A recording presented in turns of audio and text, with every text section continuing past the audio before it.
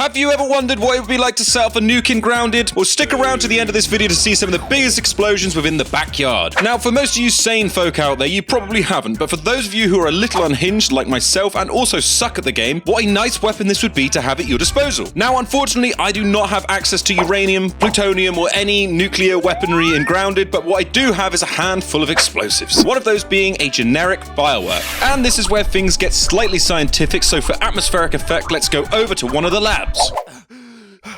Oh God! Go get to the lab. Oh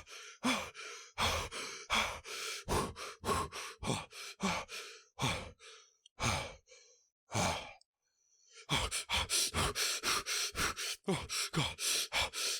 Jesus Christ! Run! Okay, run! Now, the explosion of a firework on average works out to be around 150 joules of energy. For each gram of TNT exploded, 4,184 joules of energy are released. To create the same energy output given in a gram of TNT, I would need around 27 fireworks. So 27 fireworks exploding in Grounded equals 1 gram of TNT. A small W-54 nuclear bomb has around 10 tons of TNT. There are 1 million grams in a ton, and therefore 10 million in 10 tons. So in order to create an explosion similar to that of a small nuke in Grounded using only fireworks, I would need 270 million fireworks. But then I came to a realization. What a fool I've been, Liam, you stupid fool. This is off the basis of a regular sized nuke, whereas in Grounded, you're shrunken down to the size of an ant. Now let's get scientific again for a second. Ants on average are around 0.6 centimeters. The average height for a male teen of this age is around 164 centimeters, meaning that we are about 273 times smaller than normal, and our nuke will have to be as well. So with all of this new information, I would only need roughly 989,010 fireworks to create the nuke. So with this new flush of optimism, I started counting the fireworks. One by one, I spawned them in, starting off with 100, which was easy enough and created a fairly average-sized explosion. But because the firework launchers are quite bulky, I decided to reduce the size just in order to keep the explosion very compact when moving on to 200, where things started to lag a little. Boom.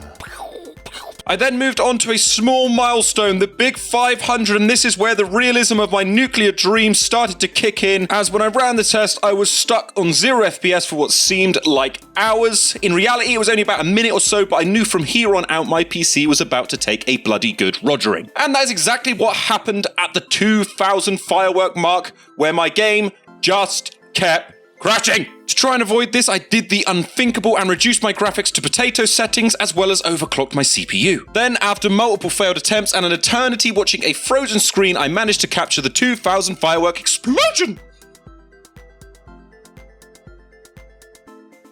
Boom. Now, as cool as this looked, it wasn't really the nuke I was hoping for, as I was expecting to turn the backyard as well as my actual room into a barren wasteland. But for this, I needed an extra 987,000 fireworks, and considering I could just about get 2,000 to work, my dream of destroying the world of Grounded was officially over. But I could still use this mini nuke to kill loads of bugs that have wronged me in the past. And this dream was also short-lived, as annoyingly, for whatever reason, the firework explosions are no longer dealing damage to myself or bugs. So I decided to create a nuke V2 from explosive burr traps, which would probably be even more devastating. Now this is the explosion itself, as I tested with 100, 500, 1000, then 2000. And whilst I do prefer the fireworks aesthetics more, this deals a lot more damage. I tried to take the amount of burr traps to the absolute limit where I could get a giant explosion without my game constantly crashing. And when I got the correct ratio, I was astounded. And I thought now was a good time to put some of Grounded's most feared creatures up against the mini burr nuke to see if any can withstand its blast. So first up to take on the nuke is the OG Broodmother, little ass man there, and the Mant. And as you can see through the sheer amount of lag that they all get obliterated.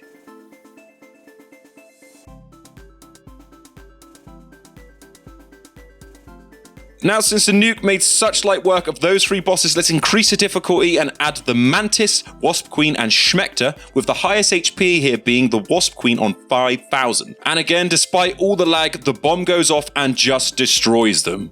Now, to prove the greatness of my little burr nuke, there remains only one. The infected Broodmother. Oh, God! And after a lengthy wait, she also succumbs to the sheer power of my beautiful burr bomb. Boom, boom, boom! Boom! And there you have it. Those are my 2 nukes in Grounded. So if you're ever struggling to defeat one of the bosses or any of the bugs like the little aphid, just whip out the nuke and you're good to go. If you also happen to enjoy this video today, make sure you kick the crap out of that like button. Kick it, and subscribe for more. Thank you for watching. Goodbye.